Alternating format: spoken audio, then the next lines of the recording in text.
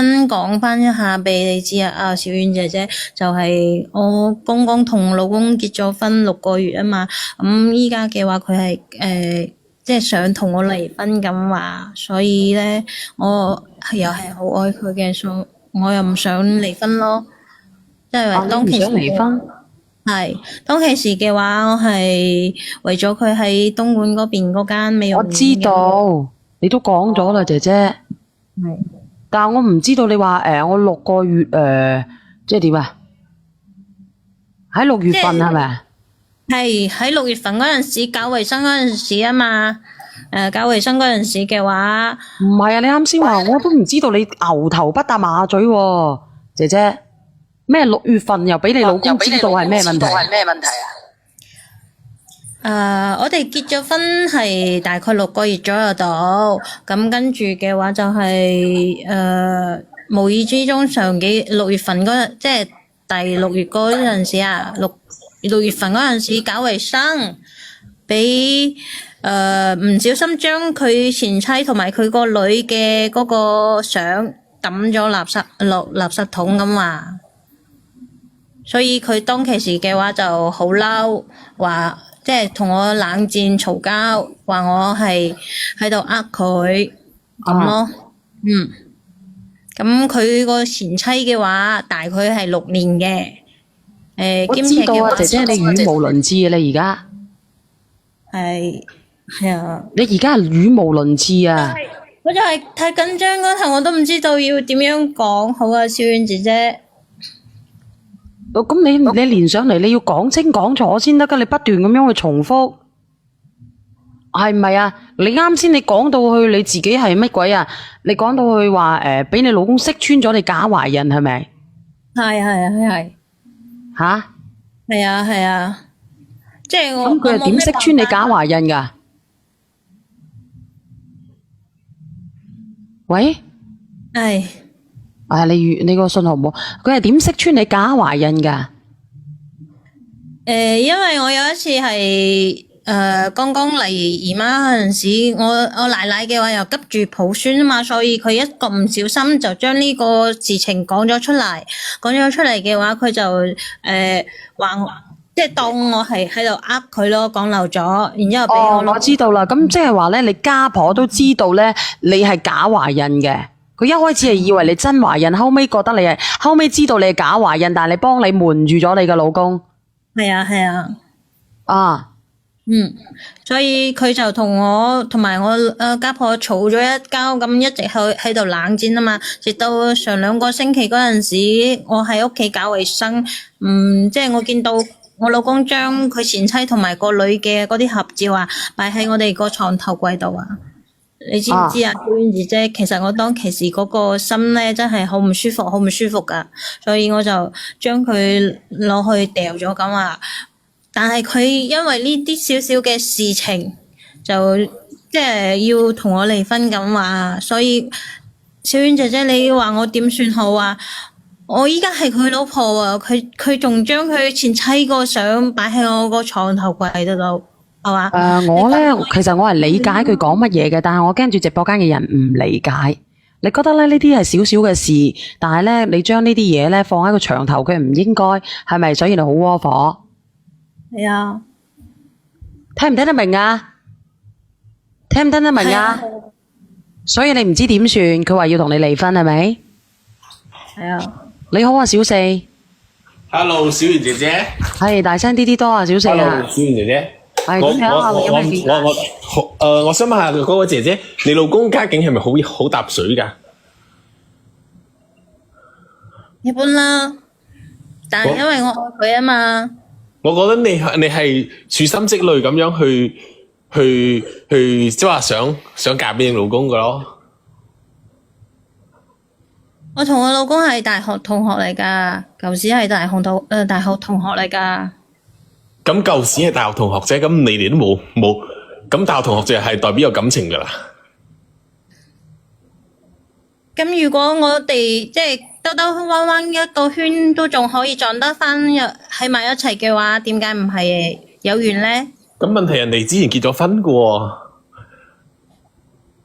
同學咁多，一個班幾十個同學咁兜兜轉轉，咁咪好多個老公？我對佢有好感啊嘛，係因為如果我對佢冇好感嘅話，我點解要揀佢咧？咁點解你當其時話你有咗嚟咗三個月冇嚟 M？咁點解好似有早人呢咁嘢嘅話？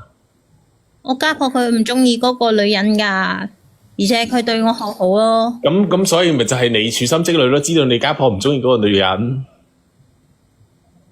佢結唔結婚對我嚟講嘅話，有咩影響咧？我對佢有好感就得啦，係咪？咁所以就係我自己有咗啊嘛。咁你而家問題冇嘛？我唔係咁嘅人嚟噶。咁你好明顯，你剛才你都講，你承認咗你對佢有好感得啦。你而家啲前言不搭後語喎。咁即係你對你老公有好感就得，就可以拆散人哋噶啦，就可以通過手段去上位噶啦。喂，你又唔可以咁講噶。如果佢對我冇感覺嘅話，點解會係同我喺埋一齊咧？係咪先？咁你都係通過呢，你都話啦，你係知道對方冇切咗個子宮冇仔生啦，你就通過你所謂嘅家婆去知道呢啲信息，咁就去接近你老公，然之後就話通過呢個話。我有講過，我同佢分開咗，但係後尾嘅話係以為有咗啊嘛，唔係嘅話邊個會係？你以為有咗，點解當初唔去驗咗先咧？有早人呢樣嘢噶？你一個女人，你冇理由呢啲唔懂喎。女人嘅話你30幾歲，你連呢啲都唔懂，你解釋俾我聽聽？如果你話係當其時我係一直都冇嚟姨媽啊嘛，所以我以為我自己係有咗啊嘛。咁你以為咁點解你唔用早人去 check 咧？我平時都係好準噶，好準確噶。以為你覺得遠到咩？呢個謊言，我相信在線咁多人都聽，8000嘅人都聽咗，都覺得係無稽咯。咁你咁耐，即係你一直都係本身係嗰日子嚟噶嘛？咁突然之間又冇嚟過，係嘛？咁冇嚟，咁點解你唔去試咧？點解你唔測咧？點解？自己嘅身體嘅話，比你仲明白啦，係咪先？咁你既然覺得你3月冇嚟 M 就覺得係有咗 BB，咁你如果話係你身體，你仲明白，咁你自己會有妊娠期嘅反應嘅3個月。有啊，就係有呢個感覺啊嘛。你冇兜啦，兜唔翻嚟噶啦，8000嘅都你睇下公平啦。你好明顯係處心積慮想逼人哋走，然之後上位點解我一上嚟我就問你老公係咪好搭水嘅？我覺得應該都好搭水噶啦。如果唔搭水嘅話，你而家嘅家婆都唔會去美容院去做 facial 啦。咁你聽我個把聲音，你覺得我係一個壞人嚟嘅咩？我聽你把聲音，我覺得你係一個姣婆。我家公有啫，但係唔代表我老公有噶，係嘛？咁你就咪睇啱人哋家境咯。我自己都係佛山人，我點解要睇啱佢嘅家境呢？哎呀，唔係話你真係你係佛山人嚟㗎，靚女。係啊。佛山邊度啊？你夠唔夠膽講啊？鹽城咯。哦，咁佢知道有佛山呢個地方㗎喎。咁唔係話你佛山人你就唔會佛山，我真係唔係講句得罪人㗎，唔係邊個地方嘅人就冇呢咁嘅人，一樣米養百樣人，邊度都有咁嘅人，明唔明白？唔係某個地域就係有優越感，懂嗎？我都懶得同你講啦，哥哥仔，真係。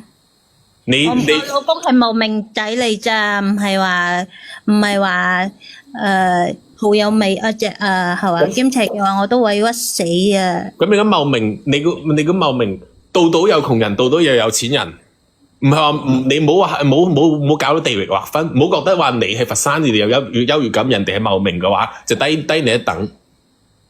幾百萬好多咩？佢如果有嘅話，係嘛？咁幾百萬唔多啊！你叫人攞出嚟嘅話唔多，叫你攞出嚟就唔多嘅，叫人哋有啲人冇呢個幾百萬攞出嚟，肯定係多啦。咁你都識講有幾百萬啦，有幾個？我屋企都有啦。你屋企有唔代表係你噶嘛？銀行夠有啦，李嘉誠夠有啦，馬雲夠有啦。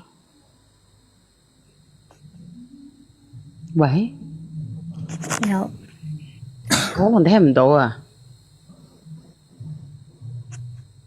喂，我家公有嘅話，唔代表我老公有噶嘛，係嘛？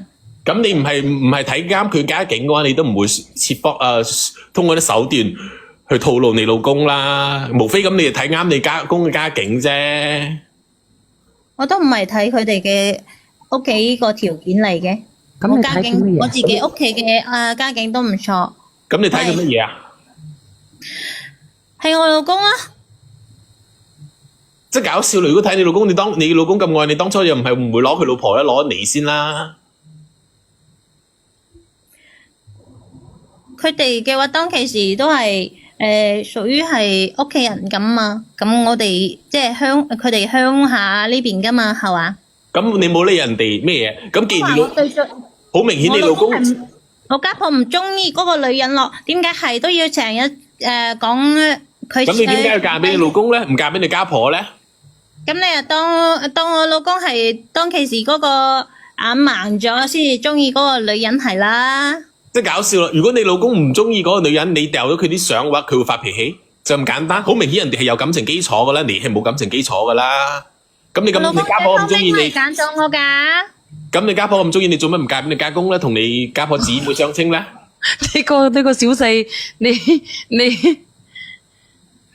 呢個我點講？呢個小四，你講呢句話咧，已經聽到我絕經嘅。你呢句話，咁唔係咩？咁你家婆對你咁好，咁同你嫁俾你家公得啦，姊妹相稱，阿姐阿妹咁啊，你家公又咁搭水，咁你叫我點講啊？呢個朋友仔你咁講嘅，阿哥哥仔，你究竟明唔明啊？即係一個人嘅話，即係我老公最後尾都係揀咗我噶嘛，唔係你揀咗套路人哋好唔好？揀咗你，如果揀咗你嘅話，佢知道你假懷孕，又唔會同你結婚啦，就唔會同你離婚啦，就咁搞笑。你好啊，小燕子。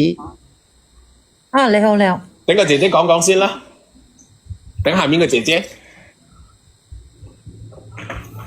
喂，姐姐。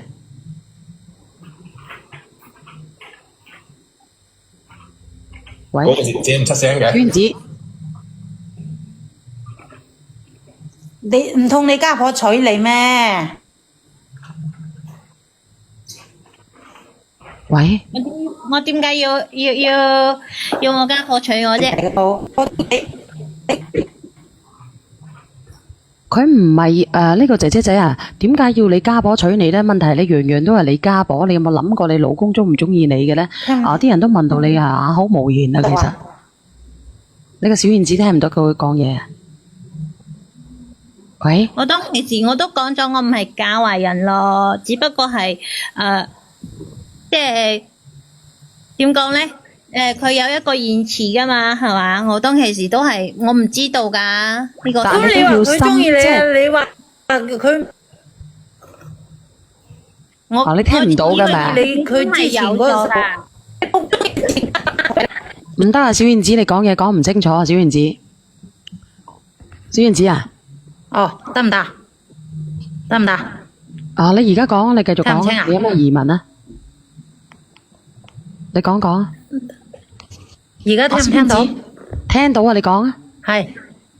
哦，我話佢硬係話佢家婆唔中意佢嗰個先頭嗰個新抱，咁佢先頭嗰個新抱離咗婚未？啊，多謝呢個朋友仔嘅禮物嚇。佢後尾係離咗婚噶。咁依家你係咪同佢老公結咗婚，同你中意嗰個？係啊。咁你依家想解決點啊？即係佢依家又即係依家又想因為一啲小事情想同我去離婚咁話啊嘛，我就想問下啲姐姐仔啊，即係9000幾個人嘅一啲姐姐仔啊，你哋知唔知道你哋3個月嚟冇 M 嘅話，係會唔會覺得自己係第一時間係有咗咁話㗎？咁會你去檢㗎，查一下會㗎啊！嗱，知你等等嗱，但係我就唔會嘅，因為咧，我嚟唔嚟都好，要麼咧我就懷疑自己絕經嘅啫，要麼咧就懷疑自己咧月經不調死梗嘅啫。你直接去檢查下啦。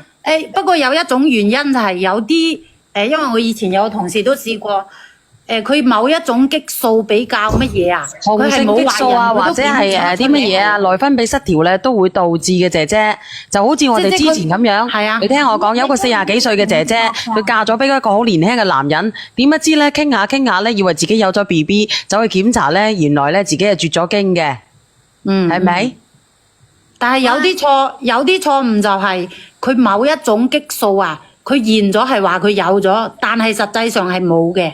哦，咁呢個咧我就唔知道啦，係咪應係有咁嘅情況嘅，所以我話呢個姐姐你要去檢查，如果你係有咗就係有咗，冇就係冇。多謝肥師奶啊即係你如果想處理，如果你話想處理佢同你離婚，咁係因乜嘢離婚？咁你又要去考慮呢樣嘢。所以我問你。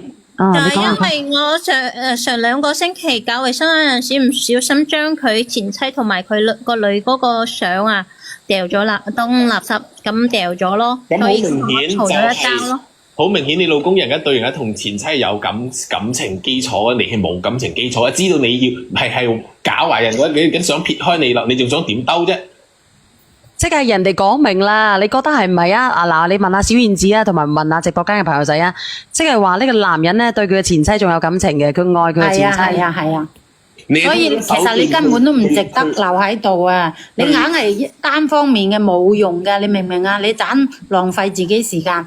你話你有咗，你去檢查就得啦。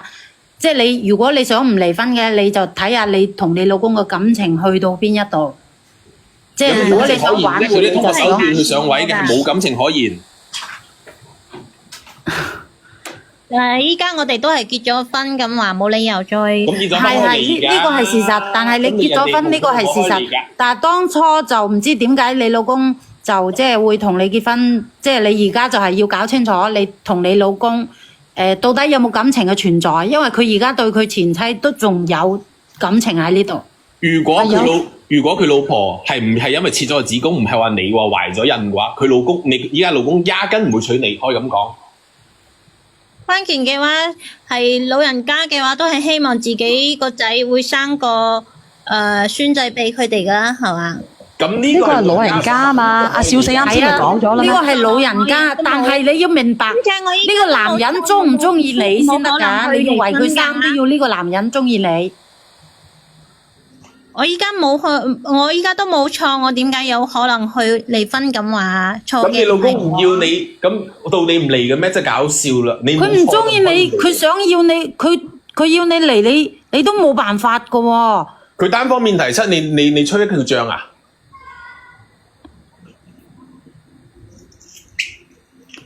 因為我前邊冇聽到你哋係咩原因點樣。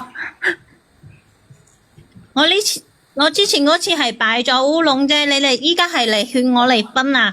我係健康噶喎，我係會再一次有 BB 咁話噶喎。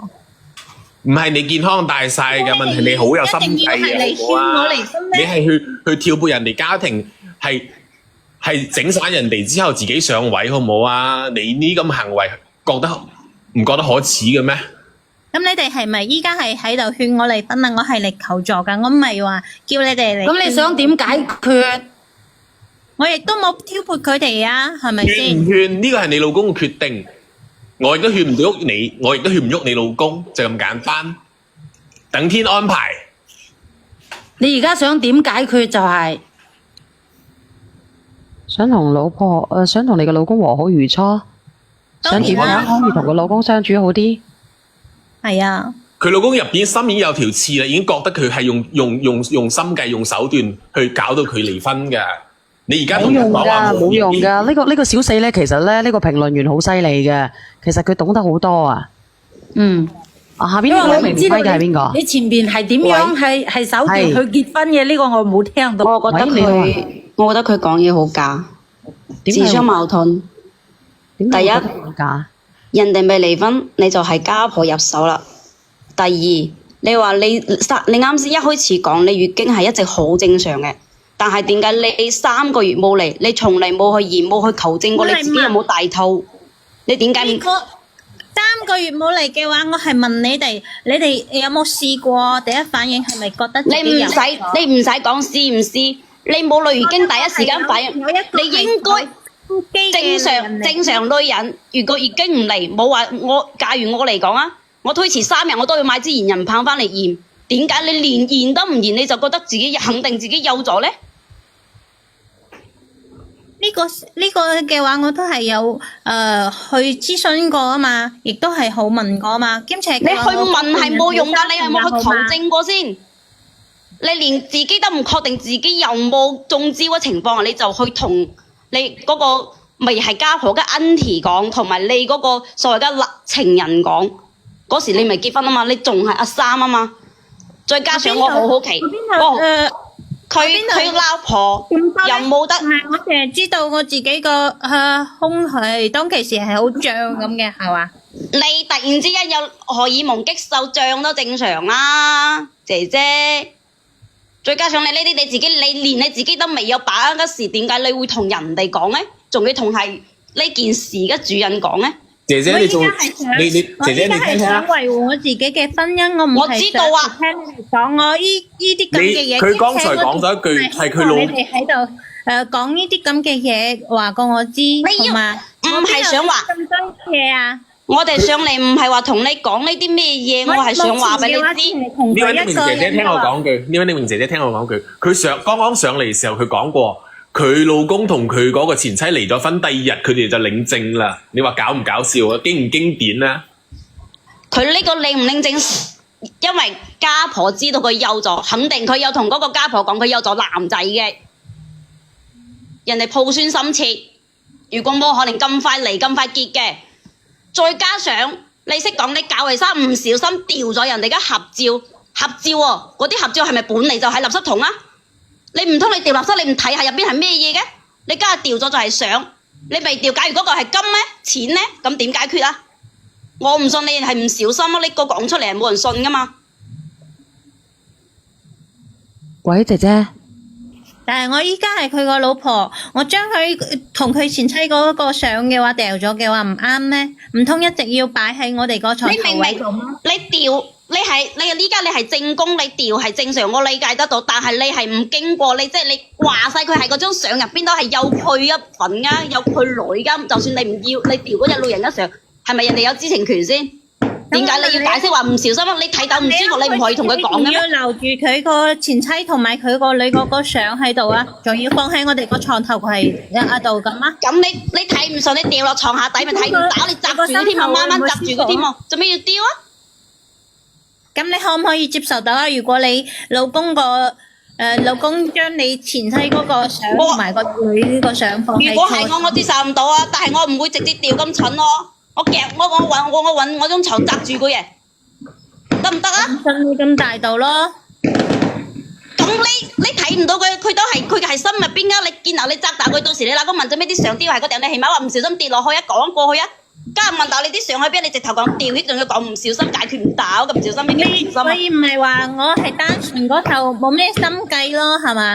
單純，如果單純你就唔唔會現都唔現，就話你自己有咗啊！單純，我唔知你唔好話用單純嚟形容你自己。幫我上個粉絲燈牌同埋人氣票啊！直播間嘅朋友仔啊！你唔知有幾有心計，仲話單純，唔好侮辱呢兩個詞，好唔好？仲有啊，姐姐。好單純噶好嘛？我真係唔識呢啲嘢噶好嘛？係啊，我覺得你都好單純啊！演電視劇冇你咁精彩，你係喺東莞做美容噶嘛？據我所知，家下美容行業係最賺錢嘅。啊，多謝阿勇嚇。正常嚟講，女人都唔想靠男人噶。如果有一個咁揾錢嘅事業，你先同人哋識咗，就算你之前識咗一下，你即係識一下先同人哋結婚，你又未確定有冇又即刻同人哋，我係同佢字都唔要就跟人哋翻去。喂，啊，你好啊，呢個坤哥。喂，喂，小賢姐姐，係點樣啊，坤哥？喂，大家晚上好。冇嚟 M 先至係可唔可以咁。聽我講兩句啊？阿姐姐可唔可以聽我講兩句啊？哦，你講下。阿姐姐，你咁樣掉咗佢嘅前妻張相。哦，多謝呢個朋友仔嘅禮物啊！掉咗張相啦，咁你老公咁大反應啦，咁你自己仲未 feel 多謝霞姐咩效果嘅咩？嚇，你仲未 feel 到咩效果㗎？你之前嘅心計咁樣俾你已經達到咗，入咗嚟做咗正宮啦。咁而家就係憑你掉咗佢前妻同個女張相，你老公已經咁大反應，咁你仲未感覺到有咩問題出現嘅咩？所以我想好好咁維護一下我自己嘅婚姻咯，我又唔想離婚咯，好嗎？我知你唔想離婚啊，但係你老公而家企你得哋知道好硬嘅，我嘅心你知唔知啊？情嘅啫。其實你哋應該都係，只不過係一味我咁明白你，答我係嘛？我明白你掉多謝李家大少。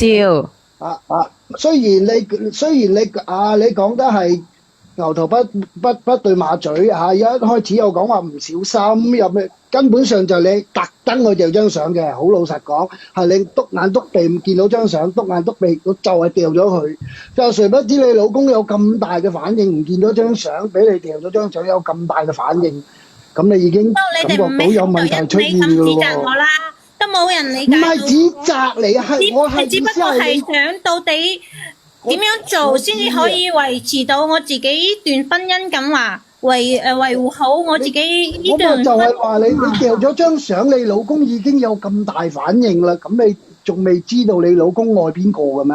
嗱，我想問下你啦，一個強留一個瓜，如果你強硬摘咗佢出嚟咧，佢會唔會甜咧？其實呢個小四好犀利嘅小四啊，語言咧好牽，即係點講咧？今日咧好牽離嚇。你可以咧指出晒咧其實呢個男仔咧係唔中意你嘅，像邊個姐姐？你老公唔中意你，你老公唔中意你。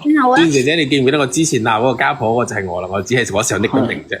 我唔記得喎。去垃圾堆執翻嚟咁話，唔通要我去垃圾堆執翻嚟咁話？而家唔係你執翻嚟都冇用啊！好老實講，我話俾你聽。你執翻嚟都冇用，你老公已經即係點講啊？你呢個假為人，你老公已經當咗你係呃佢啦，已經。咁我點算好啊？其實你應該依家你嘅立場係連你家婆都唔幫兒你，所以你先上嚟揾小婉姐姐嘅。你一開始你就係假大頭，不但止你肯定有講過你肚入邊係男冇丁。人幫到佢，應該咁講係，連佢家婆都幫唔到佢。冇理由我唔係當其時唔係咁去，因為佢呃人㗎。兼且嘅話，我哋無論我自己又好，我家婆呢度都好，我都係唔想離婚咁話㗎。我哋屋企嘅話係我家婆話晒事啊。咁你明知你自己奉子成婚，咁點解家下又要搞到你家婆唔幫你啊？你明知你自己奉子成婚，點解你仲要唔坦白啊？我家婆唔係唔幫我，佢係當時係急住要上我有個 BB 咁話，所以佢當其時當我係小產就算噶，但係一個唔小心就講咗出嚟。我覺得家婆嘅話係一點點解呢一件事咁多唔小心嘅？你可以唔小心中意翻個大學同學，唔小心知道佢老婆冇得生兒，唔小心你又幼兒。我唔係唔小心中意我大學同學，一直都係小遠，佢依家連上嚟嘅主題係佢想唔離婚，叫你俾一個佢唔想離婚嘅答案俾佢。冇錯冇可能㗎，我話俾你知啊，冇可能姐姐，嘅。我話俾你聽，我可以好直接咁樣話俾你聽。嗱，我教你，你以後咧，你要向你老公好真誠咁樣道歉。呢個第一。第二，你要留住呢份婚姻嘅情況之下，你以後要好卑微。呢個第二。第三，你要允許你老公心入邊永遠都裝住佢兩母女，佢兩母女係排喺第一嘅，你係排喺第二嘅。如果你忍到呢啲咧 ，OK， 你就可以唔嚟噶啦。主要係依家我老公對我嘅態度係好差，咁點算啊？如果你又想你老公對你態度好，你又想有呢段婚姻係冇可能嘅，因為你老公根本都唔中意你。嗰個小四係思路好清晰嘅，小四已經指晒出嚟噶啦，姐姐。咁姐姐，你老公對你咁嘅話，要你咁去接受你咁講嘅話，你可以嗎？嗱，我話俾你聽，首先我係人品係冇問題嘅，我唔會做你嗰啲嘢。第二，我係冇必要去做你嗰啲嘢。第三，我話俾你聽，我唔會活得咁卑微嘅，我係絕對唔會活得咁卑微嘅，因為我係有能力賺錢。你話我有乜可能會活得咁卑微啊？姐姐有一句話係本身有事業，佢係放棄咗賺錢機會㗎。姐姐你要知道一句話，種善因得善果，你自己種個果，你自己翻啦。去會離婚啊？我覺得你除咗離婚係最好嘅，冇得離唔揀啊。離係你老公嘅決定，唔係你嘅想法。你想唔離，你老公要離，咁你有咩辦法咧？而家係你老公話要離，唔係你想唔離，係你老公一定要同你離。你家下如果你想你老公唔離婚咧，唯一嘅原因就係你家下就休咗休啊。我覺得呢啲咁女人唔值得去幫咯，你哋仲出幫佢出謀獻策。咁佢話要留低，其實呢個小四我話俾你聽，佢咧就唔係話抵唔抵幫嘅情況之下，人哋連得上嚟，佢要咁嘅答案，你就俾一個咁樣嘅答案俾佢。因為第二，佢呢個答案咧，如果按照我呢種方法，佢可以保存到婚姻嘅情況之下，佢係活得好卑微嘅，佢差唔多等於係一個奴隸噶啦。佢捱，你覺得佢捱唔捱到啊？應該冇可能咯。我老公佢依家暫時唔夠膽同我離婚㗎，但係咧佢就係只不過唔願意同我同房㗎嘛啫嘛。我想問嘅就係依家係點算咁咯，係嘛？冇得點算啊，姐姐。如果佢一個男人可以咧討厭到你咁樣嘅話咧，你話點算呢？佢個心都冇你，點解你活得咁卑微咧？你自己有能力，自己又可以揾錢，點解你死嗰個做咩死忠埋去啫？你先至30歲，你往後段婚姻你都唔幸福㗎。自己又做美容嘅，又揾錢，我使乜咁樣啫？我都唔知你為乜春。佢家下唔做咗啦，一個男人唔做美容自己啊。年紀又唔係話小婉姐姐。嗱，姐姐，我話俾你聽，我強調一樣嘢，你呢段婚姻係因為咧，你食咗一個炸糊得翻嚟嘅，唔係因為你老公愛你得翻嚟嘅，你係一個炸糊得翻嚟嘅。就算你有咗個小朋友又點樣啫？你往後會幸福咩？你老公都唔中意你嘅，你係因為有個小朋友，你老公牽住啫。你老公係中意佢老婆嘅。應該講係嗰個家婆中意佢肚入邊嗰個，駁佢係男孫。咁其實你由始至終咧都係你家婆隻棋子嚟啫，你哋互相利用啫。但係由始至終咧，你老公都唔中意嘅，咁點算呢？你一輩子你都得唔到你老公嘅心嘅。但係小婉姐姐，我好愛我老公㗎。愛咧有一種愛叫做放手啊！我離婚點算啊？我冇勸你離婚，但係我話俾你聽，姐姐，我話俾你聽，我話俾你聽，我唔講咩啦，我係冇同你講過半句離婚㗎。你話點樣教呢個辦法唔離婚，我已經教咗你㗎啦，姐姐。活得卑微咁樣去活着，小心翼翼，而且咧分分鐘咧點算咧？你往後嘅餘生咧，你冇可能唔俾佢見過前妻嘅，同埋嗰個小朋友嘅。仲有咧，你話佢而家唔掂你嘅，咁你咪守生寡咯。除非你迷到暈暈頓頓圍住佢，然之後咧又溪多幾鑊嘅啫。但係你確定你一下子你就話可以有咗 BB 咩？有咗 BB 又點樣咧？點解你哋一個二個都叫我離婚啫？咁樣嘅話，我係真係。哇！你係咪有病㗎，姐姐？你係咪有病㗎？我冇叫你離婚喎，你啱啱係咪話咗你唔離婚？我教咗你唔離婚嘅辦法先，係咪先？其實我覺得佢到家下仲係唔係完全講真話。其實小婉，我話俾你聽，你就係咁樣勸佢得㗎啦。嗱，唔離婚就係咁樣㗎啦，姐姐。你除咗呢條路卑微，你除咗卑微呢條路，其實你冇路行㗎啦。係啊，真係㗎。我話俾你聽，我支持你唔離婚。你哋講嘅呢個辦法咧，我係冇咩接受唔到咯。咁接受唔到你想點樣啊？響口嘅瓜點甜咧？我話俾你知，我都好想係李嘉誠中意我嘅，但係佢中唔中意我嘅？唔中意啊嘛。姐姐，我想咁嗱，姐姐你試下啦。如果你唔卑微，嗱我話俾你聽，你唔卑微，你可以試下囂張。你睇下你老公會唔會起訴你咯？係啊，你可以唔嚟㗎，你睇下佢起唔起訴你咯。你可以試下㗎。嗱，反義詞。卑微同埋囂張，你試下囂張咯，咁樣就囂張佢都會起訴嘅啦，大佬。如果佢唔中意嘅，佢啱先都講，佢老公唔敢同佢離婚咯，係依家家下佢老公唔願同佢同房咯。其實咧有一個問題咧，其實我一直覺得好惡心咧，啲人講連上嚟又講一句説話，佢話我老爺奶奶好中意我，咁你嫁你老爺奶奶啦，係嘛？真係好惡心嘅呢句説話，因為你嫁嘅就係你老公，你同你老爺奶奶基本上都係冇交集嘅，你老爺奶奶中意你有差用啊？有乜用啊？冇用㗎，你家婆中意你冇用㗎，真係㗎。因為你過一輩子，你老爺奶奶過咗幾年釘雞㗎啦，咁邊個同你過嘅啫？你唔係希望擁有一份好嘅愛情故事啊？擁有一份咧好嘅婚姻嘅咩？咁點解乜嘢咧？因為話寧教人打仔，莫教人分妻。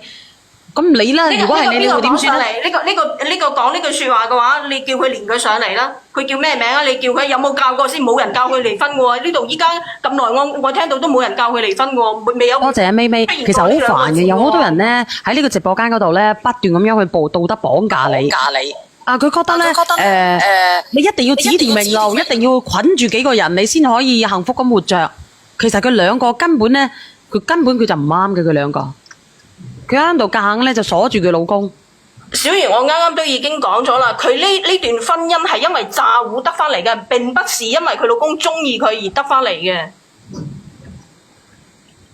佢係行奶奶政策詐糊。係啦，冇錯啦。冇用㗎呢個詐糊姐姐，而且咧我聽你把聲音好純，即係好純正。但係30歲嘅女啦，你話我幾個月我都唔去驗下嘅，我突然之間冇咗經期嘅，我就去我就覺得有咗嘅。小婉，我同你講咧，如果月經好正常嘅情況之下咧，一般人月經都係好正常嘅情況之下，遲咗一個星期佢就會去埋去個藥店嗰度咧買支。即係驗孕棒係20蚊左右啫嘛，係咪？我就好人嘅心態啊！咁驗咪得咯。我啱啱都有講，有咩可能3個幾月都唔證實就可以講出嚟話只有？其實一針見血，佢一直上嚟都喺度扮單身。既然佢講得佢自己做得美容呢個行業唔會單身去邊嘅，美容嗰啲手段嘅話，全部都係套路客人消費嘅，未消費完已經喺度同你洗腦，叫你辦卡，叫你充值啦，有冇可能單身？呢啲同情感冇關嘅，係咪啊，小四？咁問題你覺得會單身咩？呢啲做咗呢行嘅人，咁我依家係點算好啊？咁或者人哋對愛情其實上邊匿名嗰隻姐姐，我同你講啦，如果你依家我相信你係好愛你老公嘅，如果你一下子叫你掹個身走，叫你掹個心走，你可能又係好辛苦嘅。咁你試下去掹咯，你又試下咯，睇你老公原唔原諒你咯。你俾啲耐性去掹咯。如果一陣係真係唔得嘅話，你再諗辦法咯。我只可能勸到呢度啦。係啊，你盡量讓佢掹咯，因為我話俾你聽其實可唔可以真係令到我老公再喜歡我咁咧？哇！你真係嗱，我話你知，務實一啲啦。阿小燕啱啱先講嘅一個問題話，我可唔可以等阿李嘉誠中意我？你話有冇可能啊？姐姐識得呢啲嘢嘅都係好黑學㗎，冇可能㗎。有邊個？我講句話，啊？我插句話，一針見。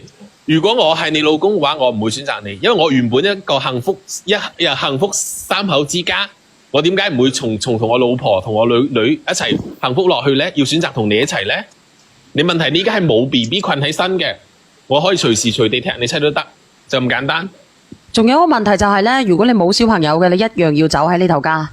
我唔知道你係咪一定可以有 BB。如果你冇 BB 嘅，仲有一個問題就係你唔能夠生個仔嘅，你一定唔能夠喺呢頭家。只要你家婆活着嘅，你就唔能夠。你遲早都俾你家婆踢走。如果你生唔到仔嘅，爭女都唔得啊！我都講啦，生唔到仔嘅一定會走。點解呢？因為佢已經有個女啦。咁佢個老婆點解會踢走呢？佢家婆點解要踢走佢呢？佢因為割咗個子宮。咁如果佢話我而家有個女嘅，佢都有個女喺度噶啦。係啦，冇錯啦。小娟講呢句説話係好啱啦。人哋點解咁在乎你呢？係咪先？你知唔知點解呢？因為你係有個子宮。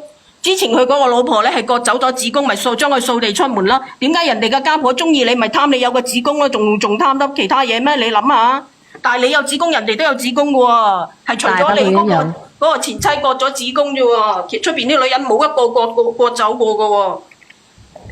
哎呀，死火啊！茂名嗰啲咧，點解咁樣嘅？因為好多茂名嘅哥哥仔話俾我知咧，佢哋生唔到仔咧，個心好難受嘅。到底茂名嘅係咪咁樣？唔係嘅，其實我自己姐夫都係咁樣嘅。我姐夫茂名啩，都係要生仔嘅喎。佢係生咗2個女，我表姐，然後佢後尾生唔到仔，佢媽教佢去揾個女人，又生個仔。因為好重男丁。我話俾你聽，一個咧係佢哋茂名嗰邊嘅，一個係汕頭嗰邊嘅。